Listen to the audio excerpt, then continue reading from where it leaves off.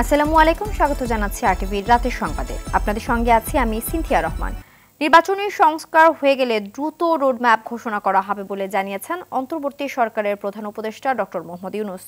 সরকারের ১০০ দিন পূর্তি উপলক্ষে জাতির উদ্দেশ্যে দেয়া ভাষণে তিনি একথা জানান।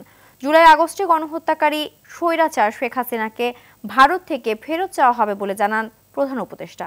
গণঅভ্যুত্থানে শহীদদের পরিবারকে পুনর্বাসন ও আহতদের চিকিৎসার সম্পূর্ণ ব্যয় সরকার বহন করবে বলে জানান ডক্টর মোহাম্মদ ইউনূস। বিস্তারিত জানাচ্ছেন নাজিফ ফরাইজি।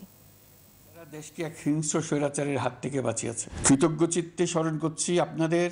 সরকারের ১০০ দিন পূর্তিতে জাতির উদ্দেশ্যে দেয়া ভাষণে শুরুতে মুক্তিযুদ্ধের শহীদ ও জুলাই আগস্টে ফেসিবাদ বিরোধী অভ্যুত্থানে শহীদদের স্মরণ করেন অন্তর্বর্তী সরকারের প্রধান উপদেষ্টা। জানান, বিপ্লব চলাকালে ১৫০০ ছাত্র শ্রমিক জনতা শহীদ ও প্রায় ২০,০০০ আহত হয়েছেন। গণঅভ্যুত্থানে সকল শহীদদের পরিবারকে পুনর্বাসন করা হবে, একজনও বাদ যাবে না। সকল আহত শিক্ষার্থী শ্রমিক জনতার চিকিৎসার সম্পূর্ণ ব্যয় সরকার বহন করবে। আহতদের দীর্ঘমেয়াদী এবং ব্যয়বহুল চিকিৎসা এবং শহীদদের পরিবারের দেখাশোনার জন্য স্বাস্থ্য মন্ত্রণালয়ের নেতৃত্বে একটি পূর্ণাঙ্গ তালিকা প্রস্তুত করা হয়েছে। প্রতিটি শহীদ পরিবারকে সরকারের পক্ষ থেকে ৩০ লক্ষ টাকা দেওয়া হচ্ছে। কেবল জুলাই আগস্টের হত্যাকাণ্ডই নয়, গত ১৫ বছরে গুম খুন সহ সব অপকর্মের বিচার করার কথা জানান ডক্টর ইউনূস। প্রতিটি হত্যার বিচার আমরা করবই।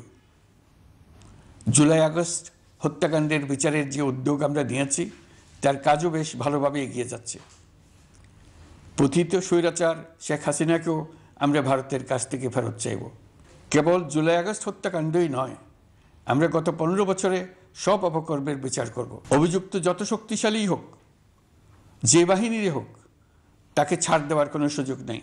ডিসেম্বর জানুয়ারির মধ্যে সংস্কার কমিশনগুলো সুপারিশমালা পেশ করতে পারবে জানিয়ে তিনি বলেন, সব রাজনৈতিক দলের ঐক্যমতের ভিত্তিতে সংস্কার চূড়ান্ত করা হবে। সংস্কারকে পাশ কাটিয়ে যাবেন না। নির্বাচনের কথা বলার সঙ্গে নির্বাচন ও অন্যান্য ক্ষেত্রে সংস্কারের কথাটিও বলুন। আপনারা সুযোগ দিলে প্রয়োজনীয় কিছু অত্যাবশ্যকীয় সংস্কার কাজ শেষ করেই আমরা আপনাদের কাঙ্ক্ষিত নির্বাচন আয়োজন করব। ততদিন পর্যন্ত আমি আপনাদের ধৈর্য ধারণ করার অনুরোধ করব। আমরা চাইব আমরা যেন এমন একটি নির্বাচন ব্যবস্থা সৃষ্টি করতে পারি যা যুগ যুগ ধরে অনুসরণ করা যাবে। নির্বাচন আয়োজনের জন্য প্রয়োজনীয় পদক্ষেপ নেওয়া শুরু হয়েছে জানিয়ে প্রধান উপদেষ্টা বলেন, কয়েকদিনের মধ্যে নির্বাচন কমিশন গঠন করা হবে। নির্বাচনী সংস্কারের সিদ্ধান্ত হয়ে গেলে খুব দ্রুত আপনারা নির্বাচনের রোডম্যাপও পেয়ে যাবেন। নির্বাচনের ট্রেন যাত্রা শুরু করেছে, এটা আর থামবে না, কিন্তু যেতে যেতে আমাদের অনেকগুলো কাজ সেরে ফেলতে হবে। দ্রব্যমূল্য নিয়ে ডক্টর ইউনূস বলেন, মধ্যস্বত্বভোগীদের দৌরাত্ম্য কমিয়ে আনার চেষ্টা করা হচ্ছে।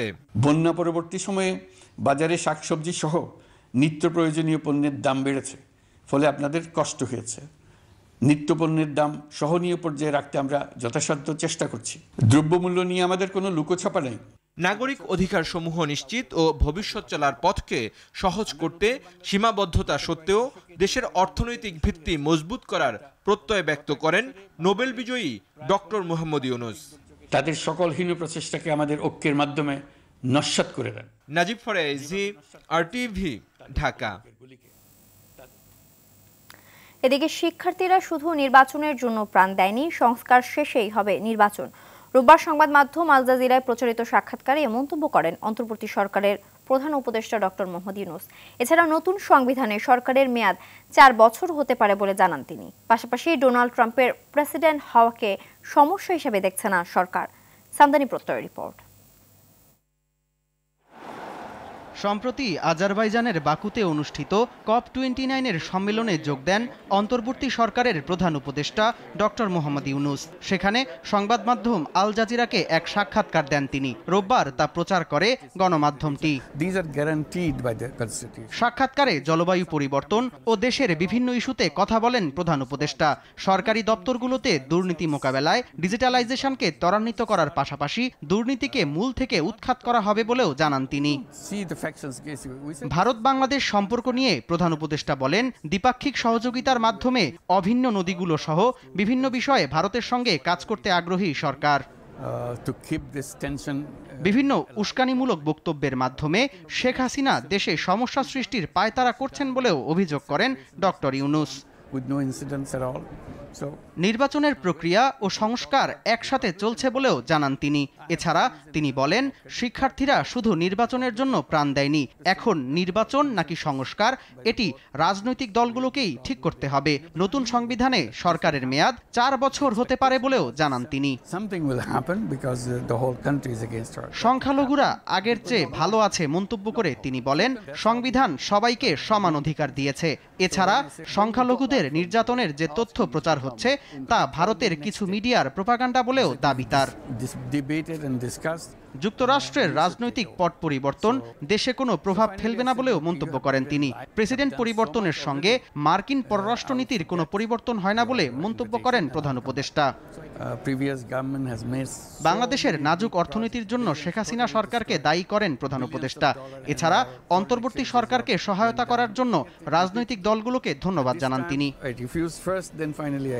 সামদানি প্রত্যয়, RTV। বাংলাদেশে গণতন্ত্র ফেরাতে অন্তর্বর্তী সরকারের প্রধান উপদেষ্টা ডক্টর ইউনূস রূপরেখা ঘোষণা করবে বলে আশা করে যুক্তরাজ্য। একথা জানান সফররত যুক্তরাজ্যের প্রশান্ত মহাসাগর বিষয়ক প্রতিমন্ত্রী ক্যাথরিন ওয়েস্ট। তিনি বলেন, রাজনীতিতে সব দলের অংশগ্রহণ চায় তার দেশ। এদিকে পররাষ্ট্র উপদেষ্টা জানান, চিকিৎসার জন্য বিএনপি চেয়ারপারসনের যুক্তরাজ্যের ভিসার প্রক্রিয়া শেষ হয়েছে। শাকিলা করিমের প্রতিবেদন। 2 দিনের সফরে ঢাকায় এসে রোববার সকালে পররাষ্ট্র উপদেষ্টা তৌহিদ হোসেনের সাথে বৈঠক করেন যুক্তরাজ্যের ভারত প্রশান্ত মহাসাগর বিষয়ক পররাষ্ট্র প্রতিমন্ত্রী ক্যাথরিন ওয়েস্ট।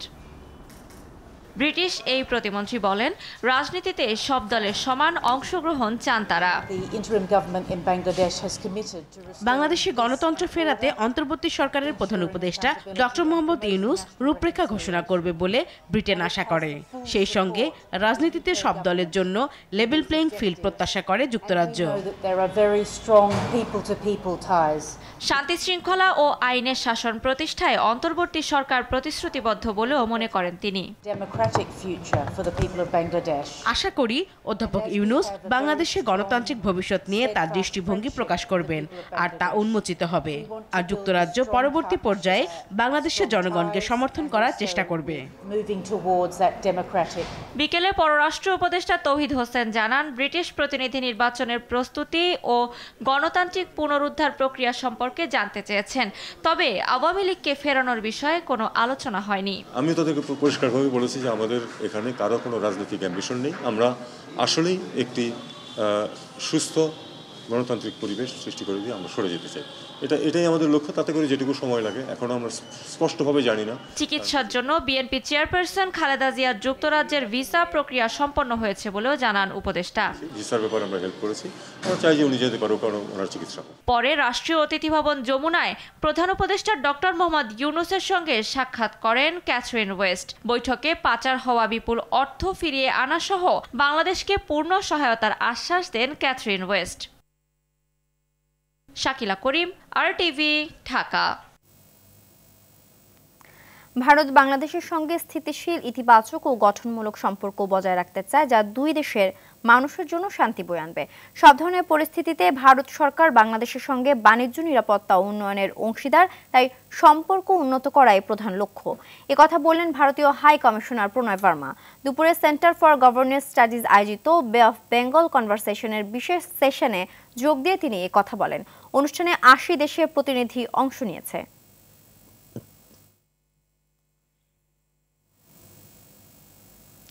অন্তর্বর্তী সরকারের 100 দিনে বিভিন্ন মন্ত্রণালয়ের অধীনে 86,277 জনের কর্মসংস্থান হয়েছে বলে জানান যুব ও ক্রীড়া উপদেষ্টা আসিফ মাহমুদ সজীব ভুঁইয়া। তিনি বলেন, কমিশনের রিপোর্ট পাওয়ার পরই অংশীজনদের মতামত নিয়ে রাষ্ট্র সংস্কার শেষে নির্বাচন দেবে অন্তর্বর্তী সরকার। সকালে সচিবালয়ের সংবাদ সম্মেলনে এসব কথা জানান তিনি। বিলাল হোসেনের রিপোর্ট।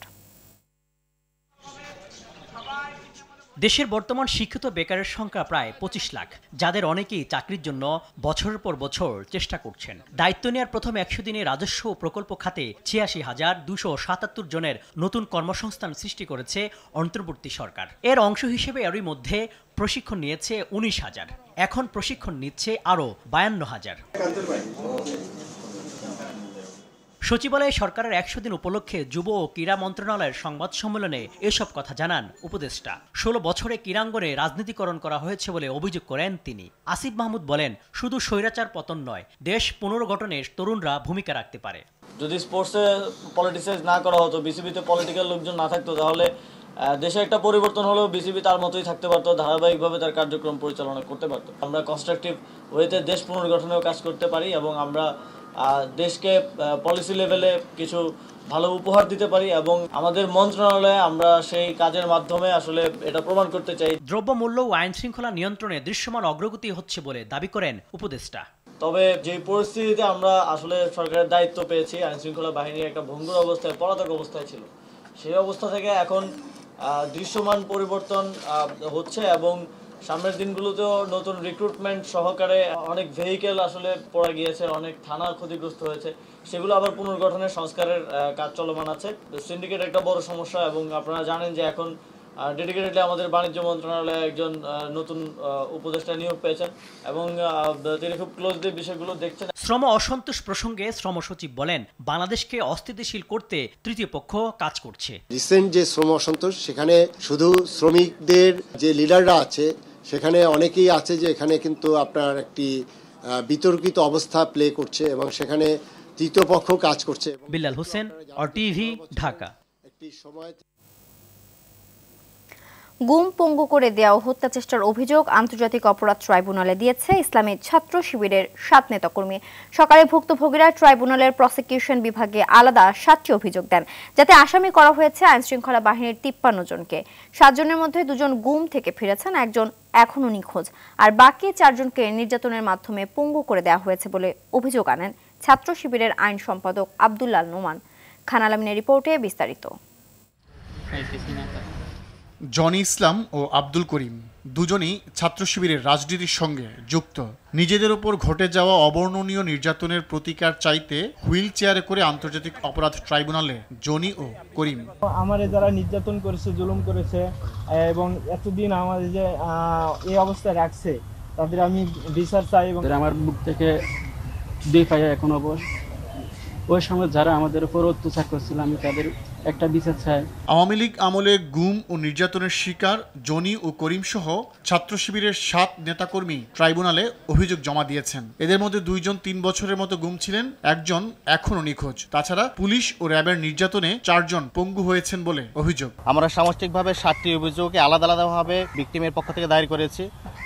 তারা তাদের উপর যে নির্যাতন চালিয়েছেন এই আওয়ামী লীগ সরকার বা প্রশাসন, এই নির্যাতনের তারা বিচার চায় এবং যারা মিসিং আছে তাদেরকে যেন আমাদের মাঝে ফিরিয়ে দেওয়া হয়। তিনি বলেন, সংগঠনের পক্ষ থেকে এসব ঘটনায় জড়িতদের বিচারের দাবি জানানো হয়েছে। পাশাপাশি এখনও যারা নিখোঁজ রয়েছেন তাদের ফিরিয়ে আনারও কথা বলা হয়েছে। অভিযোগে 53 জনকে আসামি করা হয়েছে। তদন্তের স্বার্থে নাম বলতে চাচ্ছি না, তবে নির্ধারিত স্থানে যারা শৃঙ্খলা বাহিনী ছিলেন, যারা এই ভায়োলেন্সের সাথে জড়িত ছিলেন, তাদের নাম এখানে উল্লেখ করা হয়েছে এবং আমরা যাদেরকে চিনেছি, আওয়ামী লীগ, ছাত্রলীগ, যুবলীগ, যারা প্রকাশ্যে এই ভায়োলেন্সে জড়িত ছিল, তাদেরকে এখানে আসামিভুক্ত করা হয়েছে, এজাহারভুক্ত করা হয়েছে।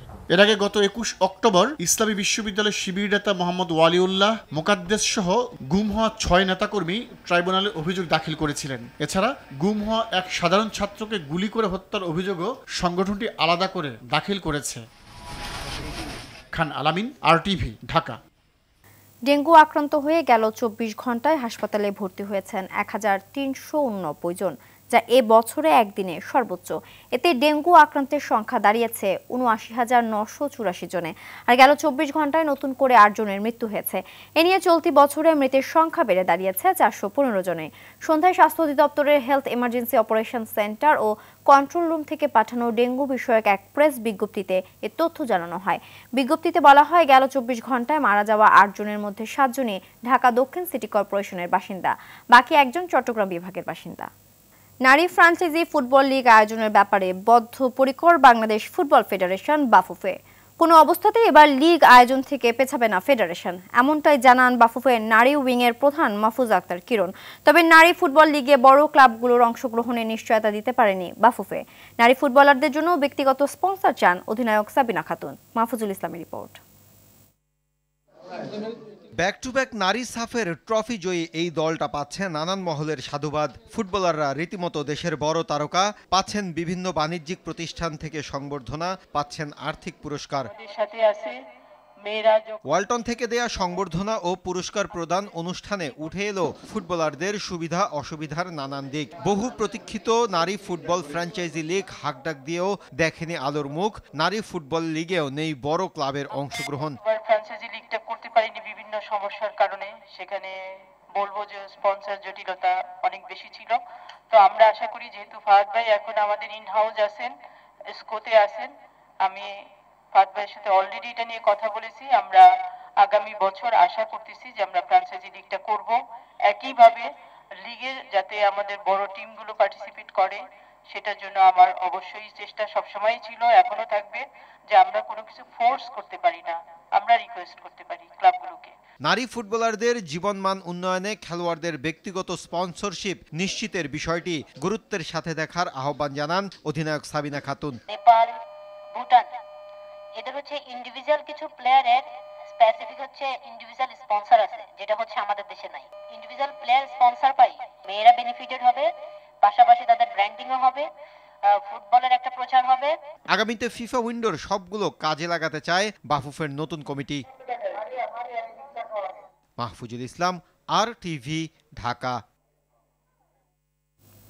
অতীতে রাজনীতিকরণের কারণে জোড়াতালি দিয়ে চলছে বাংলাদেশ ক্রিকেট বোর্ড। দ্রুতই বিসিবিতে গতিশীলতা ফিরিয়ে আনা হবে বলে জানান যুব ও ক্রীড়া উপদেষ্টা আসিফ মাহমুদ সজীব ভূঁইয়া। সকালে যুব ও ক্রীড়া, শ্রম এবং কর্মসংস্থান মন্ত্রণালয়ের 100 দিনের কার্যক্রমের সার্বিক চিত্র তুলে ধরতে সংবাদ সম্মেলনে এমনটা জানান তিনি বলেন, ফেডারেশনগুলোর গতি ফিরিয়ে আনার জন্য দ্রুত কমিটি গঠন করা হবে। এছাড়া প্রতিটি ফেডারেশনের জবাবদিহিতা নিশ্চিত করার পাশাপাশি অর্থ কেলেঙ্কারিতে জড়িতদের বিরুদ্ধেও ব্যবস্থা নেওয়া হবে।